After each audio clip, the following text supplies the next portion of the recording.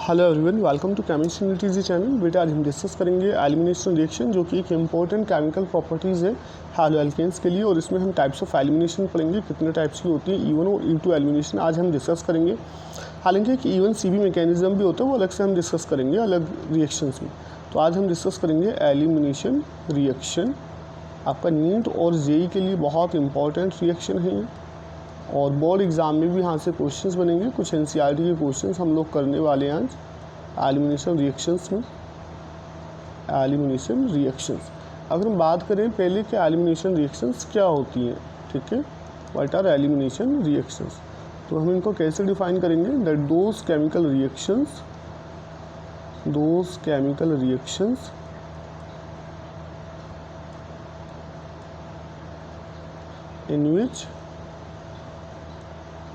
in which elimination of atoms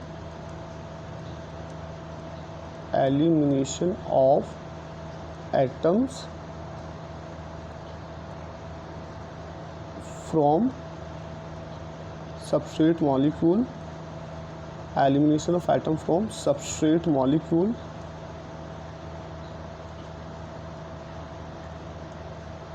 take place in presence of acid or base, in presence of acid or base are called elimination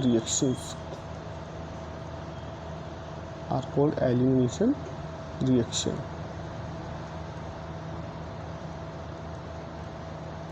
ठीक बेटा। तो basically वो chemical reaction जिनमें substrate molecule से atoms का elimination हो जाएगा either acid की प्रेजेंस में और बेस की प्रेजेंस में, उनको हम बोलते हैं elimination reaction. And after elimination reaction ये याद रखिएगा, after elimination reaction unsaturated substrate molecule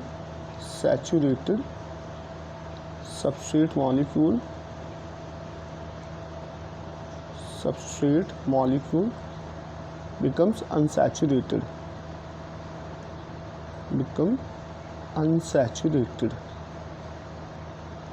यानी क्या आ जाएगा, डबल बॉन्ड आ जाएगा प्रोडक्ट मॉलिक्यूल में।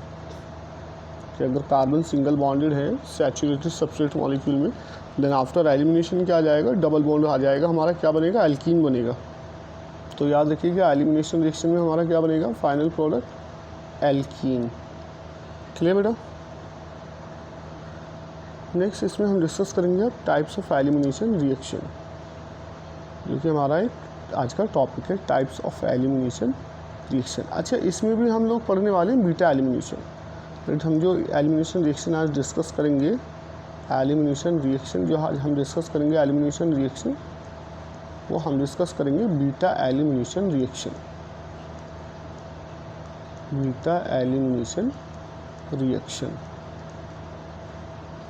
ठीक है, beta elimination reaction.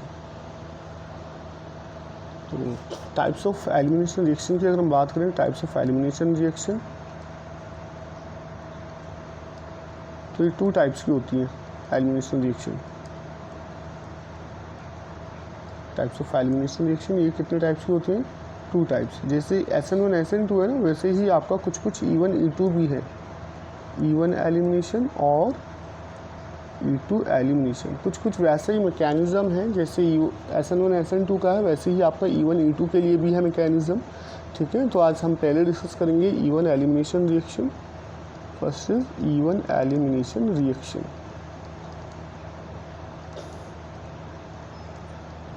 E1 elimination reaction question आया हुआ है आपका नीट में, E1 एलिमिनेशन से भी और E2 एलिमिनेशन से भी। देखो E1 एलिमिनेशन रिएक्शन में एग्जाम्पल के थ्रू समझते हैं। बट हमारा ये एग्जाम्पल है CH3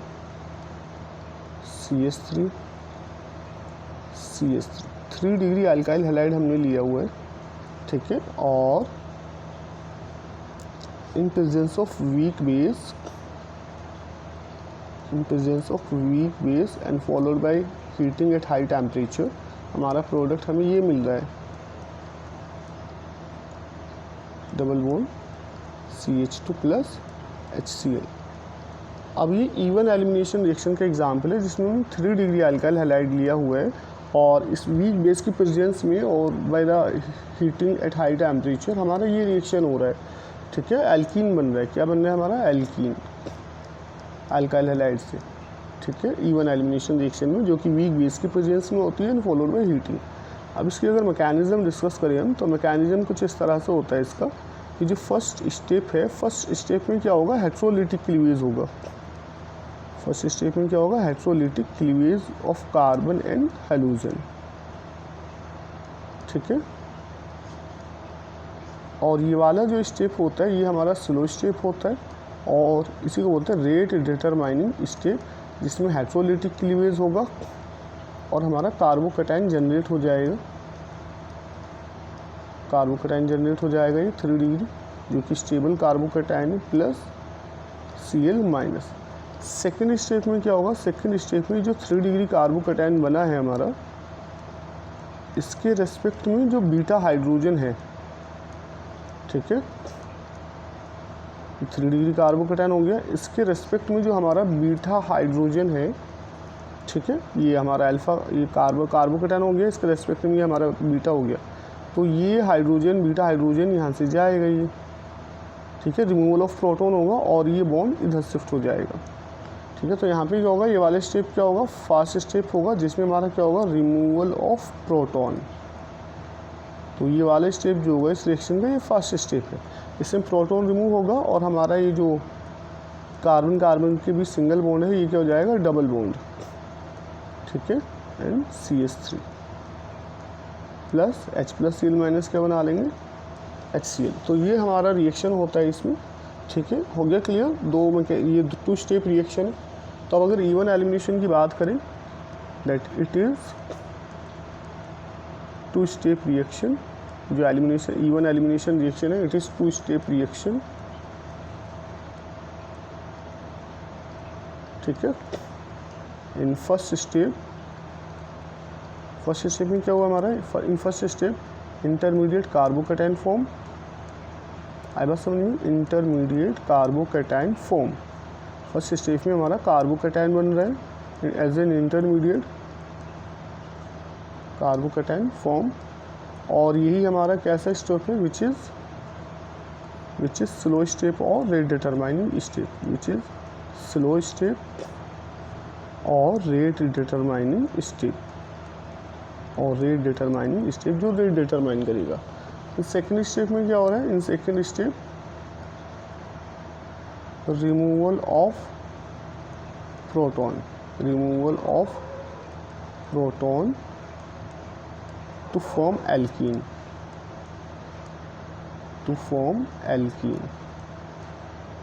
ठीक।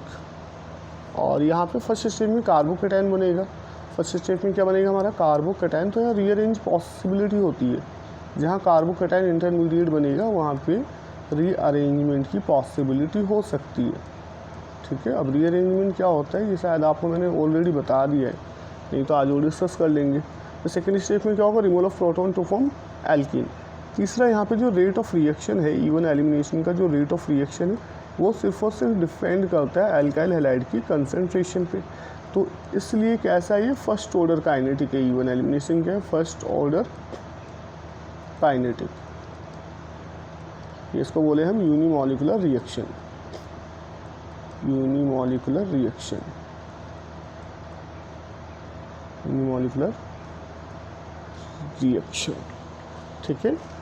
नेक्स्ट क्या है इसमें, दैट इवन एलिमिनेशन, याद रखिएगा, E one elimination take place in presence of weak base, E one elimination take place in presence of weak base, weak base के प्रेजेंस में होगा, in presence of weak base और at high temperature, at high temperature, ठीक। चलो अब इसमें एक question कर लेते हैं, जो आप सपोज हमारे पास ये है problem, that CH3, E1 elimination based है CH3 CH3 CH2 CH2Cl। ठीक, रिएक्शन हो रहा है वीक बेस की प्रेजेंस में and follow by heating. Now यहाँ पे हमारा क्या है, दैट प्रोडक्ट जो बन रहा है वो ये बन रहा है, एल्कीन बन रहा है प्रोडक्ट, लेकिन वो एल्कीन ये बन रहा है। Now right the mechanism, right the mechanism of reaction, right the mechanism of reaction. वही सबस्ट्रेट ये दिया हुआ, प्रोडक्ट ये बन रहा है, इसका मैकेनिज्म लिखना है, मैकेनिज्म ऑफ रिएक्शन। मैं बता दूँ ये एग्जाम्पल आपका E1 एलिमिनेशन का। ठीक है, अब देखो यहाँ पे क्या हुआ होगा, यहाँ पे जो हमारा सबस्ट्रेट मॉलिक्यूल है वो ये है हमारा सबस्ट्रेट मॉलिक्यूल। ठीक है, CH3 CH2 CH2Cl ये हमारा सबस्ट्रेट मॉलिक्यूल है। अब यहाँ पे क्या हुआ, पहले हाइड्रोलिटिक क्लीवेज हुआ है, तो फर्स्ट स्टेप में क्या होता है, हाइड्रोलिटिक क्लीवेज ये बॉन्ड ब्रेक होगा और हमारा ये कार्बोकैटायन बनेगा फर्स्ट स्टेप में, है ना, ये होता है ना फर्स्ट स्टेप में हमारा CH3 CH3 CH3 and CH2 CH2 plus. ठीक, अब ये जो हमारा कार्बोकैटायन है ये हमारा कैसा है, ये 1 डिग्री है। कैसा है कार्बोकैटायन, 1 डिग्री, बट हमें ऐसा कार्बन भी दिख रहा है जो हमारा 2 कार्बन से अटैच है, यानी हमें 2 डिग्री कार्बोकैटायन बन सकता है ना हमारा। अगर हम हाइड्राइड शिफ्ट कर दें, H- शिफ्ट कर दें दूसरे कार्बन से पहले वाले कार्बन को, है ना, हम क्या करें हाइड्राइड शिफ्ट कर दें, हाइड्राइड की इधर से एक हाइड्रोजन जो हम H- इधर शिफ्ट कर दें, तो होगा कि हमारा जब H- इधर शिफ्ट हो जाएगा तो हमारा ये कंपाउंड बनेगा। ठीक है, ध्यान से देखो भाई, अभी जब हाइड्राइड शिफ्ट हुआ H- शिफ्ट हुआ तो प्लस चार्ज इस पे जाएगा और ये क्या बन गया हमारा CH3। अभी ये कैसा कार्बोकैटायन बना 2 डिग्री, बट हमें ऐसा भी दिख रहा है एक कार्बन जो 3 कार्बन से जुड़ा हुआ है, यानी हमारा यहाँ पे 3 डिग्री कार्बोकैटायन भी बन सकता है। रीअरेंजमेंट की अभी पॉसिबिलिटी और है, तो हम क्या करेंगे, अब मिथाइल जो है हमारा, मिथाइल CH3 ये पूरा मिथाइल शिफ्ट हो जाएगा 2 डिग्री कार्बोकैटायन पे और हमारा ये बनेगा इंटरमीडिएट अभी CH CH3 CH3 और कार्बोकैटायन बन गया ये। अब ये कार्बोकैटायन कैसा है 3 डिग्री, जो कि मोस्ट स्टेबल कार्बोकैटायन है। इसके बाद कौन सा प्रोसेस होगा, इसके बाद होगा रिमूवल ऑफ प्रोटॉन। क्या होगा इसके बाद, रिमूवल ऑफ प्रोटॉन। अब यहाँ पे जो रिमूवल ऑफ प्रोटॉन की बात करें तो यहाँ पे ये हाइड्रोजन जो है बीटा हाइड्रोजन ये जाएगा क्योंकि सिमेट्रिकल एल्कीन बनना है, तो CH3 डबल बॉन्ड CH3 और CH3। चाहे तो आप इसको ऐसे भी लिख सकते हैं, फिर हमारे जो हाइड्रोजन है ये CH को हम ऐसे लिख दें, अगर CH ये हाइड्रोजन गया और बॉन्ड इधर शिफ्ट हो गया।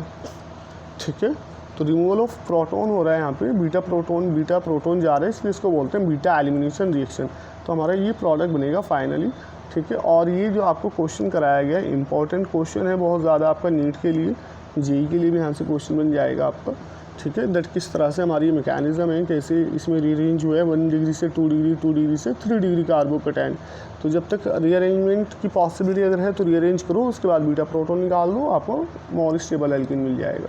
ठीक है, ये तो बात हुई बेटा किसकी, E1 एलिमिनेशन की। नेक्स्ट हम बात करेंगे E2 एलिमिनेशन। E2 एलिमिनेशन जो कि आपके क्लास 12th बोर्ड में सबसे ज़्यादा पूछा गया है। E2 एलिमिनेशन ये आपका क्लास 12 बोर्ड में सबसे ज़्यादा पूछा जाता है E2 एलिमिनेशन। ठीक है, अब E2 एलिमिनेशन का अगर हम डिस्कस करें थ्रू द एग्जाम्पल, इसमें एग्जाम्पल डिस्कस कर लेते हैं। हमारे पास ये है एल्काइल हैलाइड है हमारे पास, इसको हमने ऐसे लिख लिया CH3 CH2 और Cl। ठीक है, अब ये जो रिएक्शन होता है जनरली स्ट्रॉन्ग बेस की प्रेजेंस में होता है,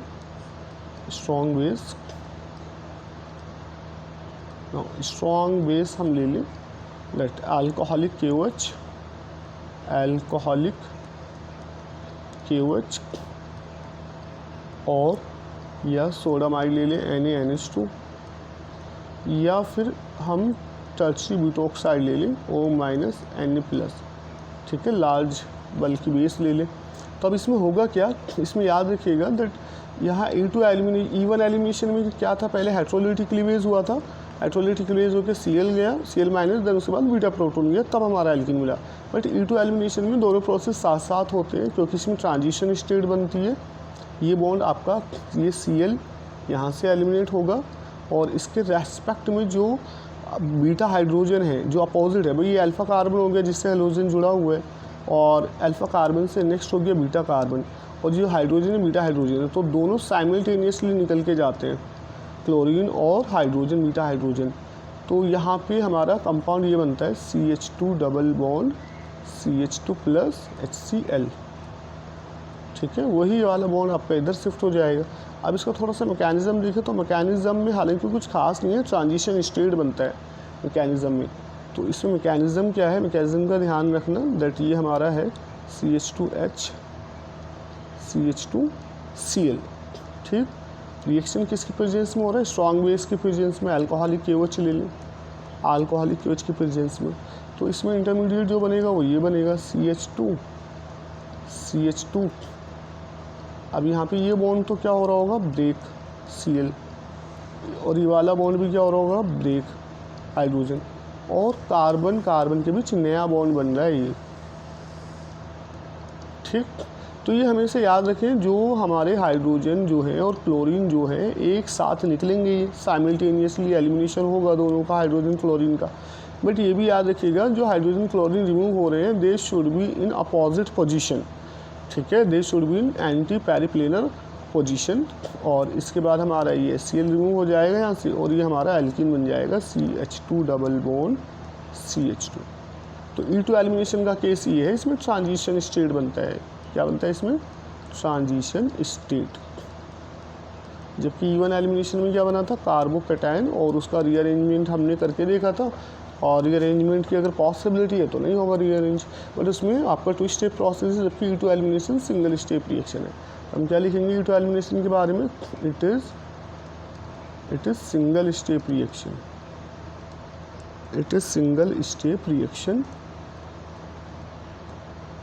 E2 एलिमिनेशन। ठीक है, किसके बारे में बात हो रही है, E2 एलिमिनेशन इन विच ट्रांजिशन स्टेट फॉर्म, इन विच ट्रांजिशन स्टेट फॉर्म। ठीक है, ट्रांजिशन स्टेट इसमें बनेगा। दूसरा इसमें याद रखिएगा दैट E2 एलिमिनेशन में क्या होता है, इन E2 elimination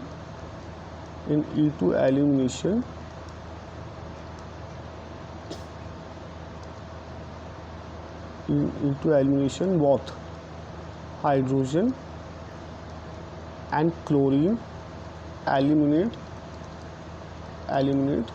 at the same time, जबकि E1 एलिमिनेशन में ऐसा नहीं होता है, at the same time। ठीक है, दोनों सेम टाइम पे एलिमिनेट होंगे। तीसरा, इन E2 एलिमिनेशन जो रेट ऑफ रिएक्शन है, it depends on both alkyl halide concentration and concentration of base, that's why it is second order kinetic, so it is second order kinetics, or it is also called bimolecular reaction। ठीक है, बाइमोलिकुलर reaction भी कह देते हैं इसको, second order kinetic. और दूसरा इसमें ये याद रखिएगा दैट in E2 elimination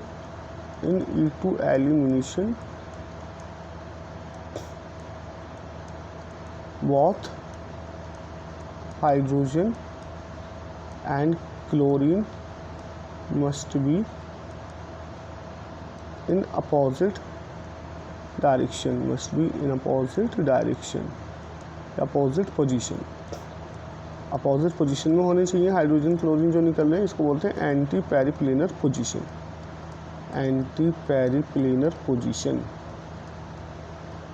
ठीक, इसको बोलते हैं anti periplanar position. Through the example भी तुम्हें समझाया है।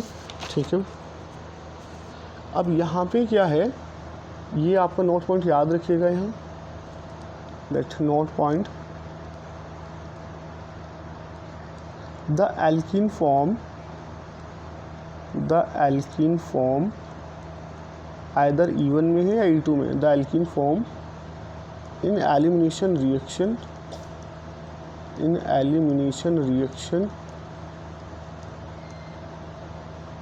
depends on stability of alkene, depends on stability of alkene। और एल्कीन की स्टेबिलिटी किससे देखते हैं हम? सेट्ज़ेफ रूल से। किससे देखते हैं? सेट्ज़ेफ रूल से हम एल्कीन की स्टेबिलिटी देखते हैं। तो याद रखिएगा एलिमिनेशन रिएक्शन में जो एल्कीन बनेगी वो किस पे डिपेंड करेगी? एल्कीन की स्टेबिलिटी पे। और एल्कीन की स्टेबिलिटी हम किसके थ्रू देखेंगे? सेट्ज़ेफ रूल के थ्रू। ठीक है, now what is Saytzeff rule? Saytzeff rule, या कहीं कहीं इसको जेसेफ रूल भी कह देते हैं, जेसेफ रूल। ठीक है, तो दोनों एक ही हैं, ये याद रखिएगा। नाउ सेट्ज़ेफ रूल या जेसेफ रूल क्या है? That after elimination reaction, after elimination reaction, that alkene will be major product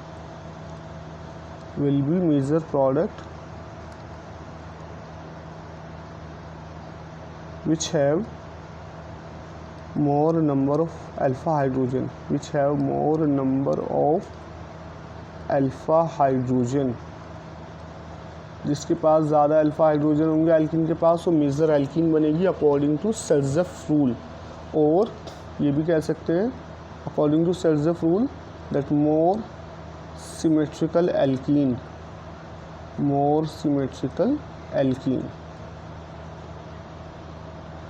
is the major product, यानी जो एल्कीन ज़्यादा सिमेट्रिकल होगी वो मेजर प्रोडक्ट होगी। और सेट्ज़ेफ रूल ये भी कहता है that more alkylated alkene is the major product. तो तीन तरीके आपको बता दिए। ठीक है, दैट कौन सी एल्कीन मेजर प्रोडक्ट होगी। या तो देख लो किसमें नंबर ऑफ अल्फ़ा हाइड्रोजन ज़्यादा है वो मेजर होगा, या देख लो कौन सी एल्कीन ज़्यादा सिमेट्रिकल है, या फिर देख लो किस एल्कीन के पास ज़्यादा एल्काइल ग्रुप है, वो आपका मेजर प्रोडक्ट होगी, मेजर एल्कीन होगी अकॉर्डिंग टू सेट्ज़ेफ रूल। तो चलो जैसे इसमें वाला हम क्वेश्चंस बनाएं, अगर इसमें हमारा लिख दिया ट्रांजिशन स्टेट बनता है इसमें हमारा। ठीक है, चलो एग्जाम्पल देख लेते हैं। दैट हमारे पास ये है CH2 CH3 CH2 Cl। तो एक तो सीधे एग्जाम्पल याद रखो, अभी पीछे बताएगी CH3 CH2 Cl। और रिएक्शन किसके प्रेजेंस में हो रहा है? स्ट्रॉन्ग बेस अल्कोहलिक KOH की प्रेजेंस में। तो आपको क्या देखना है, ये जो लीविंग ग्रुप है Cl है ना, और इसके रेस्पेक्ट में ये जो बीटा कार्बन है, तो बीटा हाइड्रोजन ज़रूर होना चाहिए, और ये बीटा हाइड्रोजन रिमूव हो जाएगा along with Cl as HCl, और ये हमारा बन जाएगा alkene CH2 double bond CH2। ठीक है, तो ये जो हाइड्रोजन है ये हमारे से साथ चलेगा। दूसरा देखो जरा, जितने बीटा हाइड्रोजन होंगे है ना, उतने ही पॉसिबल एल्कीन्स बनेंगी, इस चीज़ का ध्यान रखिएगा। More beta hydrogen more number of alkene. अब जैसे इसका है हमारा रिएक्शन कराया अल्कोहलिक KOH के साथ, अब यहाँ पे क्या होगा? एलिमिनेशन रिएक्शन होगा। यहाँ पे क्या होगा? एलिमिनेशन रिएक्शन होगा, HCl रिमूव होगा। लेकिन यहाँ पे दो पॉसिबल है, एक तो ये हमारे पास ये बीटा हाइड्रोजन है, एक हमारे पास ये बीटा हाइड्रोजन है। तो ये हमारे कितने एल्कीन मिलेंगे? 2 एल्कीन मिलेंगी। तो अगर हम इस बीटा हाइड्रोजन को रिमूव कराते हैं Cl के साथ, तो हमारा जो कंपाउंड बनेगा वो ये बनेगा CH3 CH double bond CH3। ठीक, और अगर हम Cl के साथ ये हाइड्रोजन लेते हैं बीटा हाइड्रोजन, तो हमारा एल्कीन बनेगा CH3 CH2 CH double bond CH2, हमारा ये बनेगा एल्कीन। अब यहाँ पे अब सीधे देखो, यहाँ पे सिमेट्रिकल एल्कीन कौन सी है? सिमेट्रिकल एल्कीन हमारी ये दिख रही है, ये हमारी अनसिमेट्रिकल दिख रही है। तो सिमेट्रिकल एल्कीन जो है ये मेजर प्रोडक्ट होगी। ये कैसी होगी? मेजर प्रोडक्ट जो सिमेट्रिकल दिख रही है। ये आप क्या करो, आप ये जो डबल बॉन्डेड कार्बन है इन दोनों को एक बॉक्स में ले लो। आई बात समझ में? इन दोनों डबल बॉन्डेड कार्बन को क्या ले लो? एक बॉक्स में ले लो इस तरह से। फिर देखो इससे जो कार्बन जुड़े हुए हैं उनके पास, अब ये जो डबल बॉन्डेड कार्बन से जो कार्बन जुड़े हुए हैं ये है अल्फ़ा कार्बन। कौन से कार्बन? अल्फ़ा कार्बन, याद रखो, क्योंकि एल्कीन को हम कंसिडर करके चलते हैं एज ए फंक्शनल ग्रुप। तो अभी इस एल्कीन से जो कार्बन जुड़े हैं ये कैसे कार्बन है? Alpha carbon. और इनसे जो हाइड्रोजन जुड़े हुए हैं वो क्या है? Alpha hydrogen. तो 3 अल्फ़ा हाइड्रोजन यहाँ है और 3 अल्फ़ा हाइड्रोजन यहाँ पर है। तो टोटल कितने हो गए? 6 अल्फ़ा हाइड्रोजन हो गए हमारी ऊपर वाली एल्कीन में। अब इसमें देखो CH डबल बॉन्ड CH2 से नेक्स्ट ये वाला अल्फ़ा कार्बन, ये बीटा, बट हमें काउंट करने अल्फ़ा हाइड्रोजन। अब यहाँ पे कितने अल्फ़ा हाइड्रोजन है? 2 अल्फ़ा हाइड्रोजन। तो हमारी ये तो हमारी माइनर हो गई, ठीक है, एक तो अनसिमेट्रिकल है और नंबर ऑफ़ अल्फ़ा हाइड्रोजन भी कम है। और ये वाला जो एल्केन है हमारा, ये क्या हो गया? एल्कीन, मेजर एल्कीन हो गया, क्योंकि एक तो सिमेट्रिकल है, दूसरे इसमें नंबर ऑफ़ अल्फ़ा हाइड्रोजन ज़्यादा है, उस हिसाब से भी आप देख सकते हो, ठीक है। तीसरा देखो इसमें, अब कुछ क्वेश्चंस हैं यहाँ पे, ये NCERT के ही क्वेश्चन है हालांकि, ठीक है। ये आपका इंटेक्स क्वेश्चन है NCERT का, इंटेक्स प्रॉब्लम, एक्सरसाइज प्रॉब्लम है, एक्सरसाइज प्रॉब्लम है ये, NCERT एक्सरसाइज प्रॉब्लम। इसमें आपको बताना है predict all the alkenes which be form, predict all the alkenes,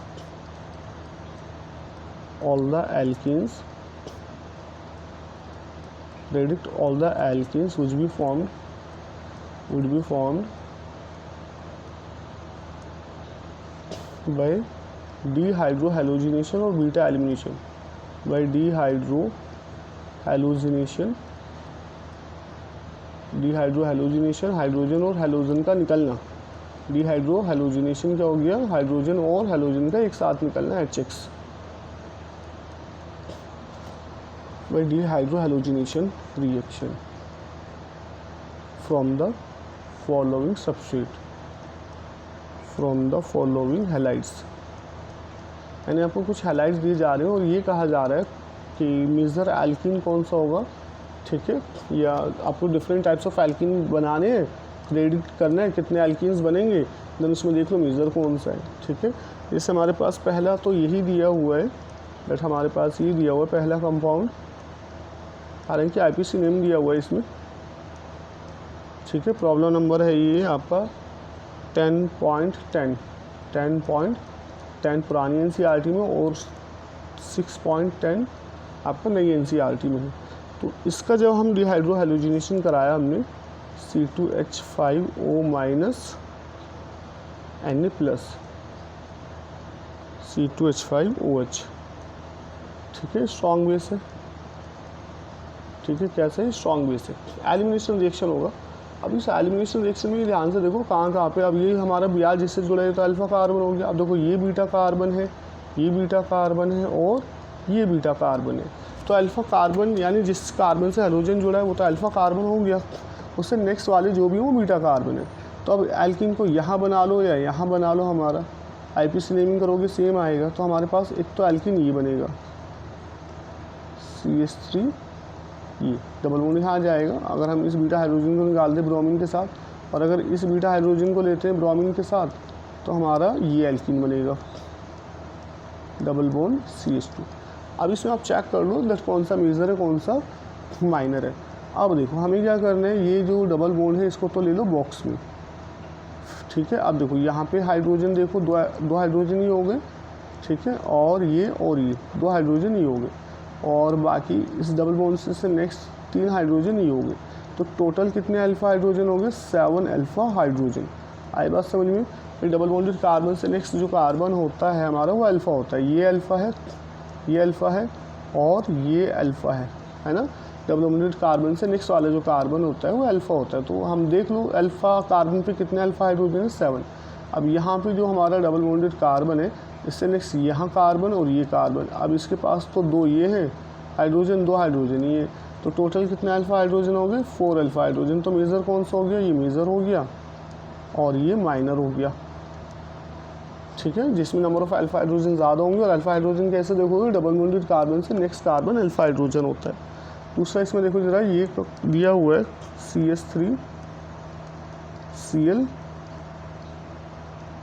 CH3 CH2 CH3, ये कंपाउंड दिया हुआ है, और सेम स्ट्रॉन्ग बेस यूज़ किया हुआ C2H5ONA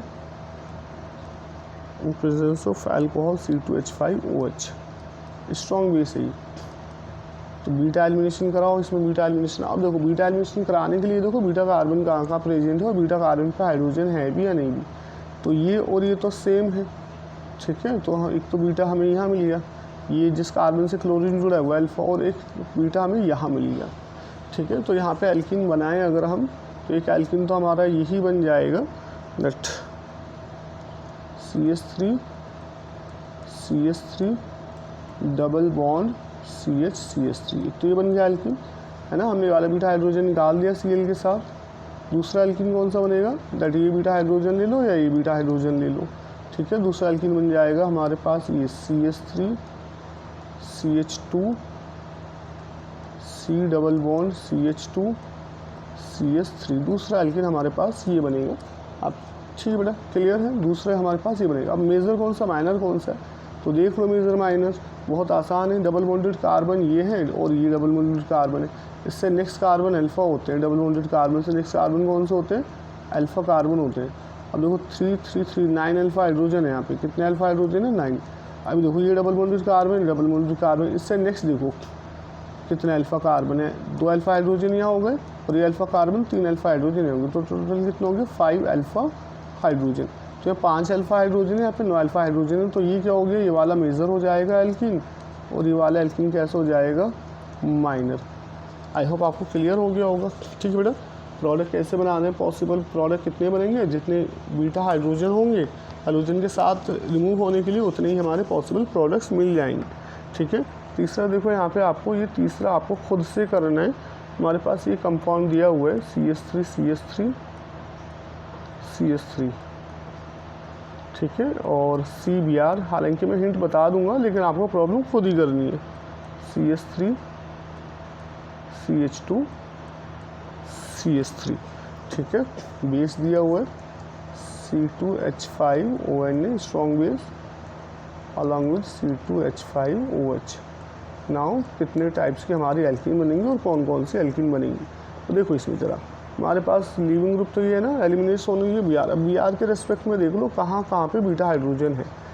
यहाँ बीटा हाइड्रोजन, सॉरी अल्फा लिख दिया, यहाँ भी बीटा हाइड्रोजन है और एक यहाँ पे बीटा हाइड्रोजन है, और इस बीटा कार्बन के पास है ही नहीं है बीटा हाइड्रोजन।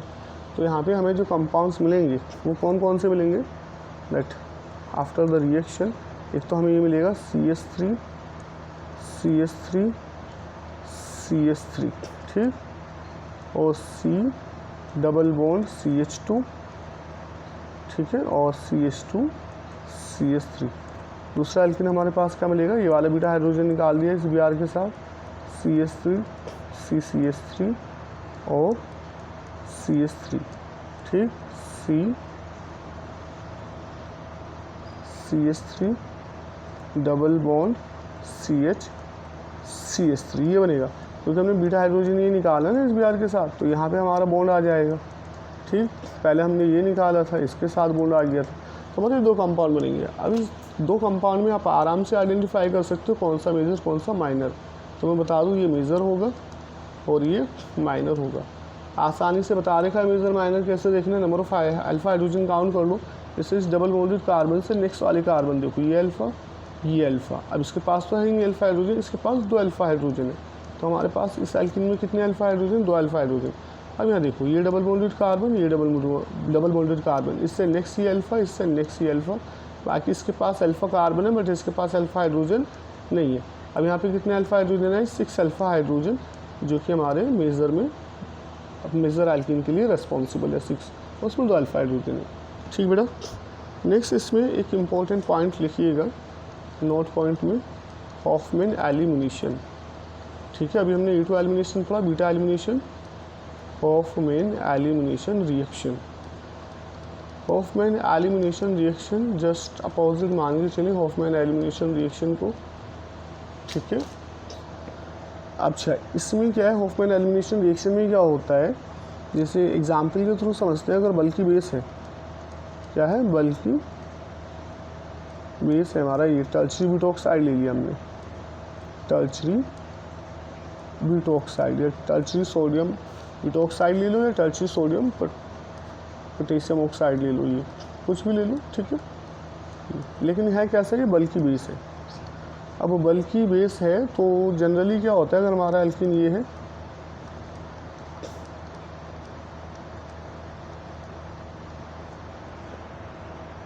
हमारा अल्काइल हैलाइड ये है, सॉरी, ठीक है, और यहाँ पे हमने ले लिया बल्कि base O minus Na positive या K पॉजिटिव। तो इस कंडीशन में क्या कहता है हॉफमैन एलिमिनेशन, कि जो हमारा लेस सिमेट्रिकल एल्किन होती है वो मेजर प्रोडक्ट होती है, ट्रांजिशन स्टेट पे डिपेंड करता है। तो बल्कि बेस है तो बल्कि बेस उधर जाएगा जिधर स्टेरिक हिंड्रेंस कम होगा, है ना, उधर अटैक करेगा। तो इस हिसाब से हमारा याद रखिएगा हॉफमैन एलिमिनेशन क्या कहता है, दैट हॉफमैन एलिमिनेशन रिएक्शन में आपका जो लेस सिमेट्रिकल एल्किन होती है, लेस सिमेट्रिकल कह दो या लेस अल्काइलेटेड एल्किन मेजर प्रोडक्ट होती है, ये है हॉफमैन एलिमिनेशन है, एल्किन इज मेजर। और सेज़फ रूल के अकॉर्डिंग क्या है, मोर सिमेट्रिकल एल्किन इज मेजर। तो यहाँ पे हमारे दो तरह के एल्किन मिलेंगे, एक तो ये मिलेगी दैट इसके साथ, एक इसके साथ मिलेगी। तो पहले हम ये लिख लेते हैं CH3 CH double bond CH CH3 according to Hofmann elimination. और कब होगा हॉफमैन एलिमिनेशन, जब बल्कि बेस होगा, CH3 CH2 CH double bond CH2, ये मेजर ये माइनर। तो देखो चीज़ें कैसे चेंज हुई। अभी तक हम पढ़ के आ रहे थे कि कौन सा मेजर है कौन सा माइनर है based on number of alpha hydrogen, लेकिन हॉफमैन एलिमिनेशन में जो आपका अनसिमेट्रिकल एल्किन होता है, लेस सिमेट्रिकल एल्किन, वो मेजर प्रोडक्ट होता है, ठीक बेटा। नेक्स्ट इसमें देखो ये हमने कर लिया, ठीक है। और दूसरा, अगर हमारा कोई बैड लीविंग ग्रुप लगा हुआ है मॉलिक्यूल में, कैसा ग्रुप है, बैड लीविंग ग्रुप। और बैड लीविंग ग्रुप में जैसे हमारा क्या है, फ्लोरीन, ये हमारा लीविंग ग्रुप टेंडेंसी क्या है, I minus Br minus Cl minus और F माइनस। तो F माइनस जो है बैड लीविंग ग्रुप। तो अगर हमारा कंपाउंड ये है,